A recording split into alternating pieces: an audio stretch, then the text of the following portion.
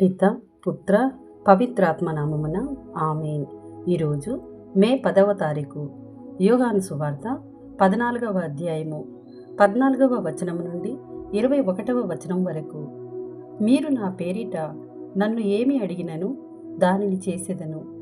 మీరు నన్ను ప్రేమించినచో నా ఆజ్ఞలను పాటింతురు. నేను తండ్రిని ప్రార్థింతును, మీతో ఎల్లప్పుడూ ఉండుటకు మరొక ఆదరణకర్తను ఆయన మీకు అనుగ్రహించును. ఆయన సత్యస్వరూప్యగు ఆత్మ. లోకము ఆయనను పొందజాలదు, ఏలయన అది ఆయనను చూడదు, ఎరుగదు. కానీ మీరు ఆయనను ఎరుగుదురు, కనుక ఆయన మీతో నివసించును, మీ యందు ఉండును. నేను మిమ్ము అనాథలుగా విడిచిపెట్టెను. నేను మీ యొద్దకు వత్తును.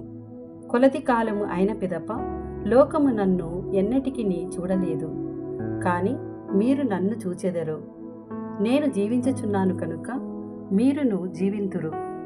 నేను నా తండ్రి యందు, మీరు నా యందు, నేను మీ యందు ఉన్నామని ఆ దినమున మీరు గ్రహింతురు. నా ఆజ్ఞలను స్వీకరించి పాటించువాడే నన్ను ప్రేమించువాడు. నన్ను ప్రేమించువాడు నా తండ్రి వలన ప్రేమింపబడును. నేను వానిని ప్రేమించి వానికి నన్ను తెలియపరచుకొందును అని చెప్పెను. ఇది ప్రభుని వాక్కు. సర్వేశ్వరునికి వందనములు.